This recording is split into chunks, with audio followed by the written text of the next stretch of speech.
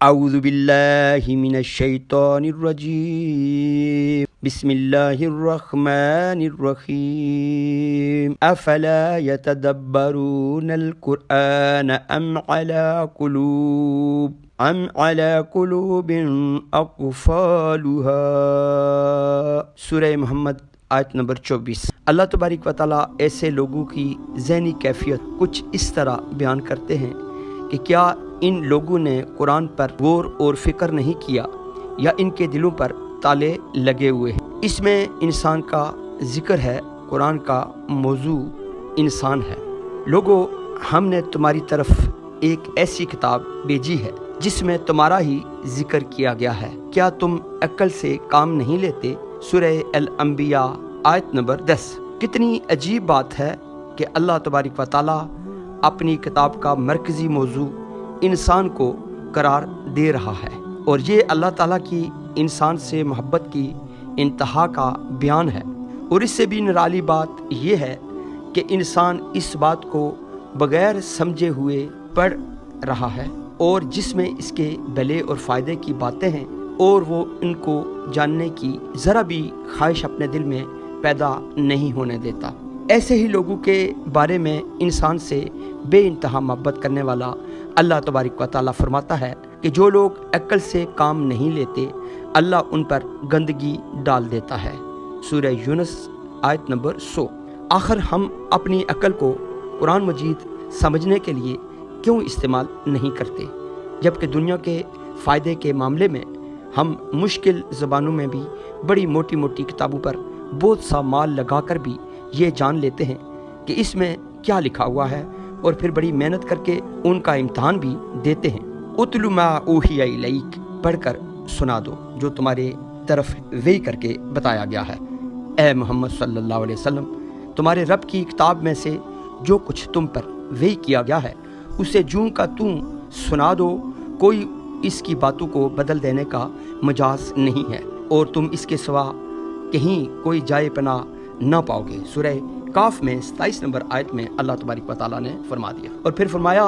کہ یہ پڑھ کر وہی تحریر سنائی جاتی ہے جو سمجھ میں آتی ہے۔ اگر آپ کسی مجمع یا محفل میں ایسی زبان میں تقریر شروع کر دیں جو حاضرین کو نہ آتی ہو تو وہ آپ کی طرف توجہ ہی نہیں دیں گے، بلکہ محفل سے اٹھ کر چلے جائیں گے۔ آپ مزید دیکھیں کہ اللہ تبارک و تعالیٰ اپنے رسول صلی اللہ علیہ وسلم کو اس قدر تاکید کے ساتھ سارے کا سارا کلام لوگوں کو سنا دینے کا حکم فرما رہا ہے، اور ساتھ ہی اس کلام کی 2 صفات کا ذکر، ایک یہ کہ اس کی باتیں تبدیل نہیں ہو سکتی، یعنی جو وعدے اس میں کیے گئے ہیں وہ لازمی طور پر پورے ہوں گے، اور دوسری یہ کہ ہدایت کے لیے قرآن کے سوا ہمیں اور کہیں بھی پناہ نہیں مل سکتی۔ جب صورتحال یہ ہے تو پھر ہمیں اس سے پہلے قرآن کو سمجھ کر پڑھنے اور اس پر عمل کرنے کا آغاز کر دینا چاہیے، ورنہ ایسا نہ ہو کہ روز قیامت ہمارا شمار ان لوگوں میں ہو جائے جن کا ذکر مندرجہ ذیل آیات میں اللہ تبارک و تعالیٰ نے کیا ہے کہ ہر بار جب کوئی گروہ اس میں ڈالا جائے گا، اس کے کارندے ان لوگوں سے پوچھیں گے کہ کیا تمہارے پاس کوئی خبردار کرنے والا، ڈرانے والا نہیں آیا تھا؟ تو وہ جواب دیں گے، ہاں، خبردار کرنے والا اور ڈرانے والا ہمارے پاس آیا تھا، مگر ہم نے اسے جھٹلا دیا تھا اور کہا تھا کہ اللہ نے کچھ بھی ایسا نازل نہیں کیا، بلکہ ہم نے کہا تھا کہ تم بڑی گمراہی میں پڑے ہوئے ہو۔ تو وہ کہیں گے کہ کاش ہم سنتے یا سمجھتے تو آج اس بھڑکتی ہوئی آگ کے سزاواروں میں شامل نہ ہوتے۔ یہ سورہ ملک کی آیات ہیں 8 نمبر اور 9 نمبر۔ یہاں تک کہ جب سب آ جائیں گے تو ان کا رب ان سے پوچھے گا کہ تم نے میری آیات کو جھٹلا دیا تھا، حالانکہ تم نے ان کا علمی احاطہ نہ کیا تھا، تو اگر یہ نہیں تو پھر تم کیا کہہ رہے ہو؟ سورہ النمل میں 83 نمبر آیت میں فرما دی، جو لوگ ہماری نازل کی ہوئی روشن تعلیمات اور ہدایات کو چھپاتے ہیں، حالانکہ ہم انہیں سب انسانوں کی رہنمائی کے لیے اپنی کتاب میں بیان کر چکے ہیں، یقین جانو کہ اللہ بھی ان پر لعنت کرتا ہے اور تمام لعنت کرنے والے بھی ان پر لعنت بھیجتے ہیں۔ البتہ جو اس روش سے باز آ جائیں اور اپنے طرز عمل کی اصلاح کر لیں اور جو کچھ چھپاتے تھے اسے بیان کرنا شروع کر دیں، ان کو اللہ تبارک و تعالیٰ معاف کرے گا، اور وہ بڑا درگزر کرنے والا اور رحم کرنے والا ہے۔ یہ بات اللہ تبارک و تعالیٰ نے سورہ بقرہ میں 159 تا 160 نمبر آیت میں اللہ تبارک و تعالیٰ فرماتے ہیں، جو شخص رحمان کے ذکر یعنی قرآن سے غفلت برتتا ہے، ہم اس پر ایک ایسا شیطان مقرر کر دیتے ہیں اور وہ اس کا ساتھی بن جاتا ہے، اور یہ شیاطین ایسے لوگوں کو سیدھی راہ پر آنے سے روکتے رہتے ہیں، اور وہ اپنی جگہ یہ سمجھ رہے ہوتے ہیں کہ ہم ہدایت یافتہ ہیں۔ آخر کار جب یہ شخص ہمارے ہاں پہنچے گا تو اپنے شیطان سے کہے گا، کاش میرے اور تیرے درمیان مشرق اور مغرب جتنی دوری ہوتی، تو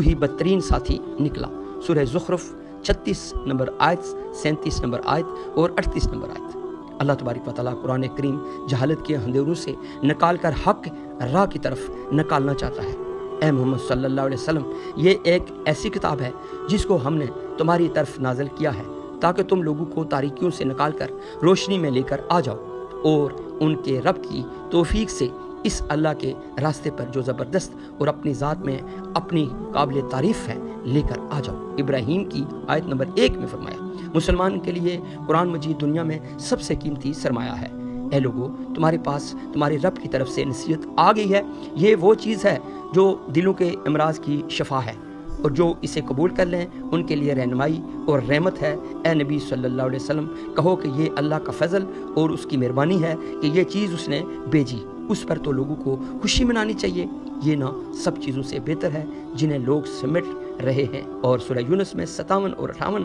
آیت میں اللہ تبارک و تعالیٰ نے اس کا ذکر کیا، یعنی ہمیں سب سے زیادہ قرآن کو اہمیت دینی چاہیے، اس سے اپنا مال اور جان لگا کر اپنے لیے سرمایہ آخرت جمع کر لینا چاہیے۔ اگر ہم اس نعمت الہی کی قدر نہ کریں گے تو یاد رکھیں ہم سے اس بارے میں سخت جواب طلبی ہوگی، اور یہ حقیقت ہے کہ یہ کتاب تمہارے لیے اور تمہاری قوم کے لیے ایک نصیحت نامہ ہے، اور عنقریب تم لوگوں کو اس کی جواب دہی سے گزرنا ہوگا۔ ناظرین اکرام، یہ تھی تفسیر۔ آپ میرے چینل کو سبسکرائب کرنا مت بھولیے گا، اور آئندہ نئے موضوع کے لیے